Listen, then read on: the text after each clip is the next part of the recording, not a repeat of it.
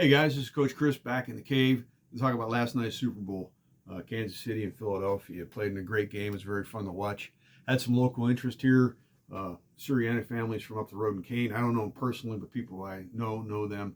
Good people. And my son plays in the Pack, and his brother is a coach for Washington Jefferson, so he sees a lot of the Sirianni thought process through the games.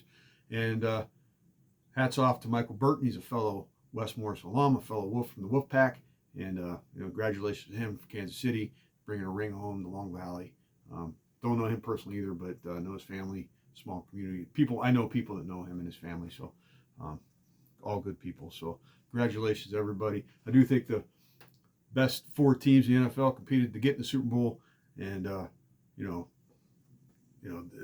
two good teams. I think Andy Reid proved himself to be one of the greatest coaches and definitely one of the greatest offensive minds in NFL history last night.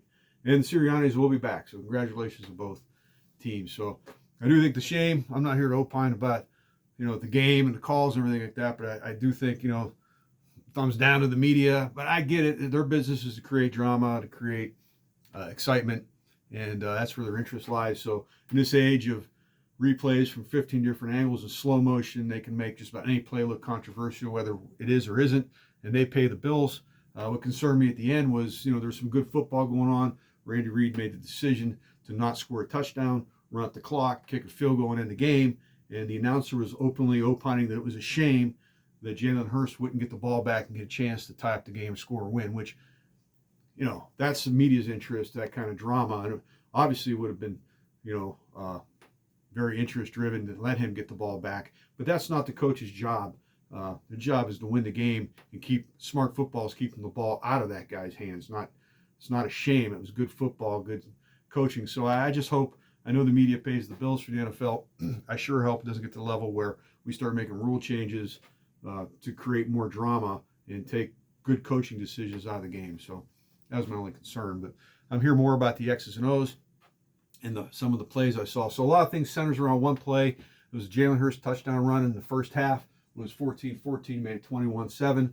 I thought it was very interesting, and it was a synopsis of what was going on in the game. Through the game, they were creating mismatches and leverage with multiple formations and motions. Of course, you saw a little bit of everything that we talk about here. A lot of option, RPOs, pop passes, creating leverage with motion and formation. And it's been going on for a long time. Good coaches have been attacking good defenses with unique formations for years. Going back, Belichick did it with the famous Baltimore play against the Baltimore Ravens in the playoffs, where he made an ineligible receiver and then released a tight end that looked ineligible downfield for a big play. It was a design trick play. And through the night last night, we saw some funky formations. And the announcer was going on about, it's direct snap, designed run, unbalanced line. I was kind of chuckling, like, why won't you use the word? It's single wing, dude. Single wing concepts. It wasn't a single wing offense. They were on multiple. But these are all formations of plays that come right out of, direct snap to a quarterback and an unbalanced formation, creating leverage, and misdirection. Those are principles of a lot of offenses, but direct snap run is true. There's nothing closer to single wing than that. And so this play down here in the red zone was of great interest to me because there was a lot of stuff going on that is a synopsis was going through the night. Through the night, Jalen was doing direct snap, unbalanced runs to the weak side of the Kansas City defense. They were establishing power or numbers to one side and setting up leverage and traps to the back side to let him run. And it was a good game plan. It worked against a good defense. But on this play, it wasn't even on the goal line. This was interesting to me, too, because there was still some room to throw. It was down in the red zone, but Kansas City defended, and I'm not second-guessing. I know this is next day. I don't know what I would have done. I know I'm not saying my defense would have been in the Super Bowl, but this was interesting to me. They presented a 7-man structure with one linebacker over top in this scenario, and I know there's things they're trying to honor. One thing that was interesting, I brought up the Baltimore play, was it looks to me, and maybe that's why the announcer declared this an unbalanced line, it looked to me like this receiver was not eligible. They were both in the line of scrimmage. He was covered. So, but it was a run play, so it doesn't really matter. And that's what they did in Baltimore. They had an ineligible slot out here to draw personnel. So technically it was unbalanced, but because you had this guy in line of scrimmage. So they stacked to this side. They only left one linebacker. I don't know if I'd be comfortable with that. I like guys off the ball. I think it's harder to block guys off the ball, even in the red zone. And there's a balance to everything, but they kind of committed. They're structurally sound. They have every gap covered. Okay. But I think they allowed for some mismatches. I have ends. This is really it was a 20 number. He wasn't an end. He was like a strong safety. So they had a light package in. This guy looked to be I don't know Kansas City's personnel, but he looked to be a low number as well. So they did have secondary personnel in more than big bodies. And then they had their big guys down here in the gaps. I had thought this was an 88. I thought this would be a single wing. This would be an extra tackle. And this would be a tight end here. And they had said unbalanced, so I assumed he was right. But when I went back and looked at it, he was number 68. He was a tackle, a true tackle. And number 88 was over here. But it's would have worked. This is a single wing formation. Would have worked with. It's basically our counterplay with a quick end kicking down. Also, this channel, we talk a lot about not trying to do on Friday night what you see on Sunday afternoon. But this play is a basic single wing high school type play in a lot of ways that can be, except for one part where this play was really made successful, happen right here. It was kind of interesting to me, between the guard and the center. And then this motion, of course, was effective as they brought Miles out here to the slot and kept him eligible, which forced Kansas City to rotate the best way they could. So they put their safety out here to cover in space, a very good versatile back. And they brought their linebacker, bigger, strong guy, down here to be a 5 technique and protect the edge. But this also gave, now there's no linebackers to scrape. It's a single line defense. And Philadelphia was ready for it. I don't know if they saw it on film.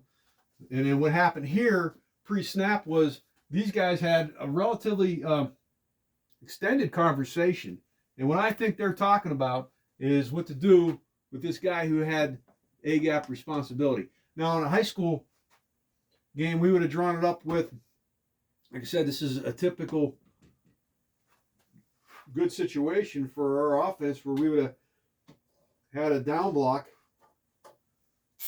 from the center, pulled the guard to trap this end, down block. You have a natural fit play.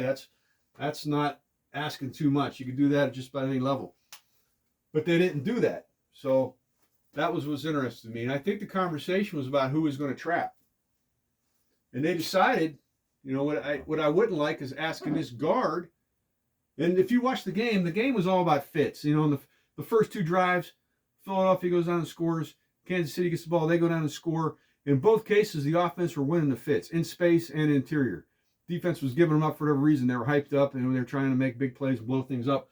But, we also talk about fits here and how big they are.